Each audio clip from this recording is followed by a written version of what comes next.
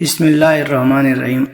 محترم ناظرین کرام، حضور نبی کریم صلی اللہ علیہ وسلم کے اعلیٰ اخلاق کے حوالے سے جو واقعہ آپ پڑھنے جا رہے ہیں اسے پڑھ کر آپ کو اندازہ ہوگا کہ آپ صلی اللہ علیہ وسلم کا اپنے عام ساتھیوں کے ساتھ سلوک کتنا عمدہ تھا۔ عہد رسالت میں آپ صلی اللہ علیہ وسلم میں مکہ مکرمہ اور مدینہ منورہ کے درمیان مدینہ قبیلے کے لوگ آباد تھے۔ مدینہ قبیلے کے ایک نوجوان عبدالعزیٰ کا والد وفات پا چکا تھا۔ اس نوجوان کی عمر 16 سال تھی اور ابھی تک اس کی کفالت اس کا چچا کر رہا تھا۔ چچا نہایت مالدار شخص تھا اور اس نے اپنے یتیم بھتیجے کو ہر قسم کی سہولت دے رکھی تھی۔ اچھا کھانا، اچھا لباس، اچھی رہائش، عبدالعزیٰ جو کچھ بھی مانگتا اسے حاضر کر دیتا تھا۔ اس کے لیے خصوصی طور پر دوسرے علاقوں سے اعلیٰ درجے کا لباس منگوایا جاتا۔ سبب یہ تھا کہ عبدالعزیٰ کو مقامی لباس پسند نہیں تھا، اس طرح وہ اپنے دوستوں میں بڑا نمایاں نظر آتا تھا۔ عبدالعزیٰ کی بستی کے لوگ بتوں کی پوجا پاٹ کرتے تھے۔ ان سب کے اپنے اپنے علیحدہ علیحدہ بت تھے جنہیں سامنے رکھ کر وہ ان سے اپنی حاجات طلب کرتے تھے۔ یہ ان دنوں کی بات ہے جب مسلمان مکہ مکرمہ سے ہجرت کر کے مدینہ منورہ تشریف لے جا رہے تھے، کیونکہ عبدالعزیٰ کی بستی ان دونوں کے درمیان تھی، اس لیے آنے جانے والے قافلے اس بستی میں کچھ دیر آرام کرنے کے لیے ٹھہرتے تھے۔ کچھ قافلے تو رات بھی یہیں گزارتے تھے۔ قافلوں کے لیے سب سے بڑی سہولت یہ تھی کہ یہاں پانی آسانی سے مل جاتا تھا۔ دیگر ضروری اشیاء کی خریداری میں بھی کوئی دشواری پیش نہ آتی۔ ایک دن عبدالعزیٰ کی قسمت جاگ اٹھی۔ کچھ مسلمان مکہ مکرمہ سے ہجرت کر کے مدینہ منورہ جا رہے تھے۔ انہوں نے اس کی بستی میں قیام کیا اور عبدالعزیٰ کو اسلام کی دعوت دی۔ عبدالعزیٰ نہایت سلیم الفطرت نوجوان تھا۔ اس نے فوراً اسلام قبول کر لیا۔ صحابہ کرام رضی اللہ تعالیٰ عنہ نے اسے اسلام کی ضروری تعلیمات سے آگاہ کیا، قرآن کریم کی کچھ آیات سکھائیں جو اس نے فوراً یاد کر لی۔ پھر صحابہ کرام رضی اللہ تعالیٰ عنہ مدینہ منورہ کی طرف چل دیے۔ عبدالعزیٰ کو قرآن کریم بڑا پیارا لگا۔ اس نے کلام اللہ کو یاد کرنا شروع کر دیا۔ جو مسلمان اس سے ملتا اسے قرآن کریم سیکھتا اور اپنی خوبصورت آواز میں اس کی تلاوت کیا کرتا۔ وہ بڑا سمجھدار اور دانا نوجوان تھا۔ اس نے مناسب وقت کے انتظار میں اپنے اسلام کو چھپائے رکھا اور اس بارے میں کسی کو کچھ نہیں بتایا۔ عبدالعزیٰ قافلوں کے انتظار میں رہتا کہ کب کوئی قافلہ آئے اور وہ ان سے قرآن سیکھے۔ وہ صحابہ کرام رضی اللہ تعالیٰ عنہ سے درخواست کرتا کہ وہ اس کی بستی میں تھوڑا سا اور رک جائیں تاکہ وہ قرآن سیکھ سکے۔ قریش مکہ نے ہر جگہ اپنے جاسوس چھوڑ رکھے تھے کہ اگر کوئی مسلمان ان کے ہتھے چڑھ جائے تو وہ اسے پکڑ کر واپس لائیں۔ عبدالعزیٰ کا چچا بھی اسلام کا سخت مخالف تھا۔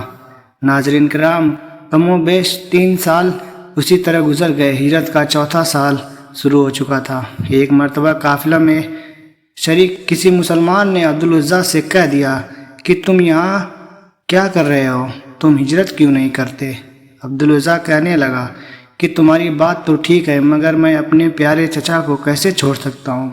میں اس وقت ہجرت کروں گا جب میں اپنے چچا کا ہاتھ پکڑ کر اسے بھی اللہ کے رسول صلی اللہ علیہ وسلم کی خدمت میں پیش کروں گا۔ عبدالعزیٰ عبادت کے لیے صحرا میں نکل جاتا۔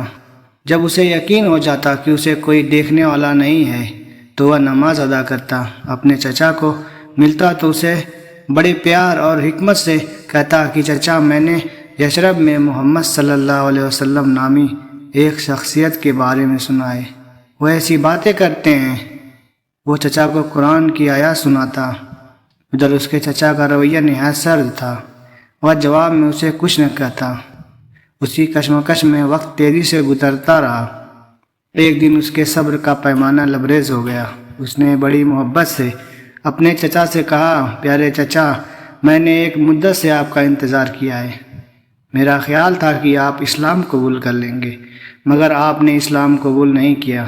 اب آپ کو یہ بات بتانے کا وقت آ پہنچا ہے کہ میں نے عقیدت توحید کو قبول کر لیا ہے اور اشہد ان لا الہ الا اللہ و اشہد ان محمد رسول اللہ کا اقرار کر لیا ہے، اور اب میں اللہ کے رسول صلی اللہ علیہ وسلم کی جدائی مزید برداشت نہیں کر سکتا، لہٰذا ہجرت کر کے مدینہ منورہ جا رہا ہوں، میری دلی خواہش ہے کہ آپ بھی میرے ساتھ چلیں۔ پہلے تو چچا کو یقین نہ آیا، اور جب اسے اپنے بھتیجے کے اسلام کا یقین ہو گیا تو وہ شدید غصے میں آ گیا اور کہنے لگا، میں نے تمہیں پالا پوسا، تمہارے ساتھ محبت کی اور تمہیں دنیا کی ہر نعمت مہیا کی، میں تمہیں حکم دیتا ہوں کہ فوراً اسلام سے باز آ جاؤ، اور میں تو کبھی اسلام چھوڑنے کا تصور بھی نہیں کر سکتا تھا۔ عبدالعزیٰ نے جواب دیا، پھر تمہیں ہر نعمت، ہر چیز جس کے تم مالک ہو چھوڑنا ہوگی۔ میں تم سے تمہاری آسائشیں اور سہولتیں واپس لے لوں گا۔ سنو، ہر چیز حتیٰ کہ تمہارے تن کے کپڑے بھی تم سے اتروا لیے جائیں گے۔ عبدالعزیٰ گویا ہوا، چچا جان، جیسی آپ کی مرضی، میں اللہ اور اس کے رسول صلی اللہ علیہ وسلم کے مقابلے میں کسی چیز کو اہمیت اور فوقیت نہیں دے سکتا۔ میں رسول صلی اللہ علیہ وسلم کے بدلے میں ہر نعمت کو ٹھکراتا ہوں، چاہے آپ مجھ سے ہر چیز واپس لے لیں۔ چچا غصے سے آگ بگولا ہو گیا، اس نے عبدالعزیٰ کے کپڑوں کو پھاڑ ڈالا اور انہیں ٹکڑے ٹکڑے کر کے پھینک دیا۔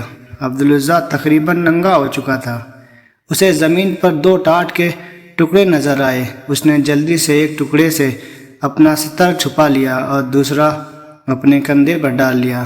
ایک روایت میں ذکر ہے وہ اسی حالت میں اپنی والدہ کے پاس گیا، اس نے مدد مانگی تو اس نے ایک ٹاٹ بیٹے کی طرف پھینکا، جس سے عبدالعزیٰ نے اپنا ستر اور کندھے چھپا لیے۔ والدہ نے بھی صاف جواب دے دیا کہ میں اس سے زیادہ تمہارے لیے کچھ نہیں کر سکتی۔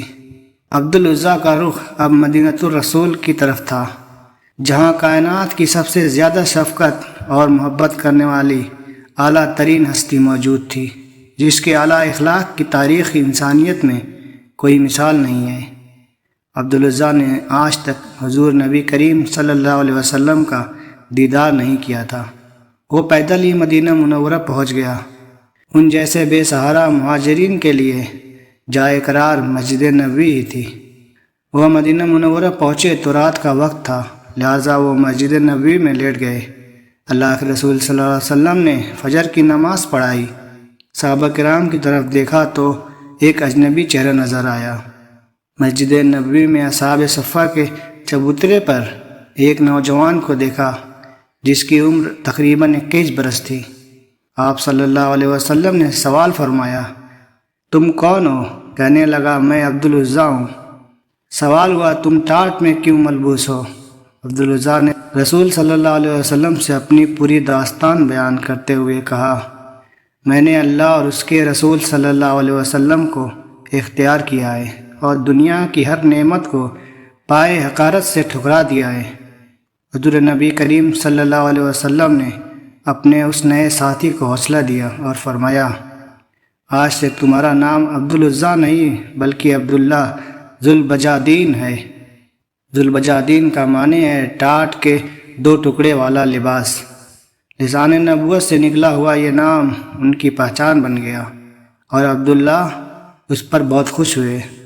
عبداللہ ذوالبجادین اب مسجد نبوی میں رہتے۔ وہ بڑی بلند آواز سے پورے جوش و خروش سے قرآن کریم کی تلاوت کرتے رہتے۔ وہ قرآن کریم سیکھتے اور اسے خوب پڑھتے، حتیٰ کہ انہوں نے قرآن کریم کا بہت سا حصہ پڑھ لیا۔ انہیں قرآن کریم سے شدید محبت تھی۔ اللہ کے رسول صلی اللہ علیہ وسلم نے ان سے فرمایا تھا، میرے دروازے کے قریب ہی رہنا۔ اور عبداللہ ذوالبجادین رضی اللہ تعالیٰ عنہ واقعی اللہ کے رسول صلی اللہ علیہ وسلم کے دروازے کے دربان بن گئے۔ وہ ہر وقت آپ صلی اللہ علیہ وسلم کی خدمت میں حاضر رہتے۔ عبداللہ بڑی اونچی آواز میں ذکر و اذکار کرتے تھے۔ وہ مسجد نبوی میں ہی رہتے اور بڑی اونچی آواز سے قرآن کریم کی تلاوت کرتے۔ ایک دن حضرت عمر فاروق رضی اللہ تعالیٰ عنہ نے اللہ کے رسول صلی اللہ علیہ وسلم سے عرض کی، اس اعرابی کو دیکھیے کہ یہ کتنی اونچی آواز سے قرآن کریم کی تلاوت کر رہا ہے۔ اس کی وجہ سے لوگوں کو قرآن کی تلاوت کرنے میں دقت پیش آ رہی ہے۔ حضور نبی کریم صلی اللہ علیہ وسلم نے فرمایا، عمر اسے چھوڑ دو، کچھ نہ کہو، یہ تو سب کچھ چھوڑ چھاڑ کر اللہ اور اس کے رسول کی طرف ہجرت کر کے نکلا ہے۔ ناظرین کرام، ذرا غور کیجئے کہ عبداللہ ذوالبجادین ایک عام سا شخص ہے، مدینہ منورہ میں اس کا کوئی خاندان اور قبیلہ نہیں ہے، نہ ہی وہ کوئی مالدار ہے۔ اس کے باوجود اللہ کے رسول صلی اللہ علیہ وسلم نے اسے اپنے قریبی ساتھیوں میں شامل فرما لیا ہے۔ اسی کو اعلیٰ اخلاق کہتے ہیں۔ اس کی سب سے بڑی خوبی یہ ہے کہ وہ اللہ کے رسول صلی اللہ علیہ وسلم سے اور اللہ کے رسول ان سے محبت کرتے ہیں۔ وقت گزرتے دیر نہیں لگتی۔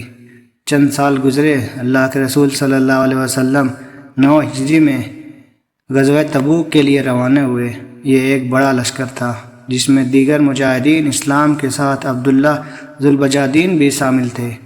یہ جذبہ شہادت سے سرشار اللہ کے رسول صلی اللہ علیہ وسلم کی خدمت میں حاضر ہوئے اور آپ نے درخواست کی، یا رسول اللہ صلی اللہ علیہ وسلم، میرے لیے دعا فرمائیں کہ اللہ تعالیٰ مجھے اس جنگ میں شہادت کی نعمت نصیب فرمائے۔ اللہ کے رسول صلی اللہ علیہ وسلم نے ان کے لیے دعا فرمائی، اے اللہ، میں اس کا خون کفار پر حرام کرتا ہوں۔ انہوں نے عرض کی، یا رسول اللہ صلی اللہ علیہ وسلم، میرا یہ تو ارادہ نہ تھا، میں تو شہادت کا متمنی ہوں۔ آپ صلی اللہ علیہ وسلم نے ارشاد فرمایا، ذوالبجادین، تم اللہ کی راہ میں جہاد کے لیے نکلے ہو، اگر تمہیں بخار ہو جائے اور تم بخار سے وفات پا جاتے ہو تو پھر بھی شہید ہو۔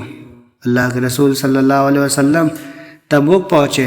تبوک میں قیام کے دوران ہی حضرت عبداللہ ذوالبجادین رضی اللہ تعالیٰ عنہ کو ایک دن بخار ہو گیا، طبیعت زیادہ خراب ہو گئی۔ اللہ اور اس کے رسول صلی اللہ علیہ وسلم کے لیے گھر بار اور آسائشوں بھری زندگی چھوڑنے والا عبداللہ اللہ کو پیارا ہو گیا۔ حضور نبی رحمت صلی اللہ علیہ وسلم کو خبر دی گئی۔ اللہ کے رسول صلی اللہ علیہ وسلم حضرت ابو بکر صدیق رضی اللہ تعالیٰ عنہ اور حضرت عمر فاروق رضی اللہ تعالیٰ عنہ کو ہمراہ لے کر ان کے کفن دفن کا بندوبست کرنے لگے۔ وہ ایک سرد رات تھی۔ آپ صلی اللہ علیہ وسلم کے ایک جسمانی طور پر نحیف و نزار لیکن ایمانی طور پر مضبوط صحابی عبداللہ بن مسعود رضی اللہ تعالیٰ عنہ آدھی رات کو اٹھے۔ چھوٹے قد کے عبداللہ بن مسعود رضی اللہ تعالیٰ عنہ رسول اللہ صلی اللہ علیہ وسلم سے شدید محبت کرتے تھے، قدیم الاسلام تھے۔ انہوں نے اللہ کے رسول صلی اللہ علیہ وسلم کے بستر کو دیکھا تو خالی نظر آیا۔ پھر حضرت ابو بکر و عمر رضی اللہ تعالیٰ عنہما کے بستر پر نظر ڈالی تو وہ بھی خالی تھے۔ بڑا تعجب ہوا، دل میں خیال آیا کہ کہیں کوئی خطرہ نہ درپیش ہو۔ کھڑے ہو کر چاروں طرف نظر دوڑائی۔ آدھی رات کا وقت کب اندھیرا، پھر انہیں ایک ہلکی سی روشنی نظر آئی۔ حضرت عبداللہ بن مسعود رضی اللہ تعالیٰ عنہ اس روشنی کی طرف چل پڑے۔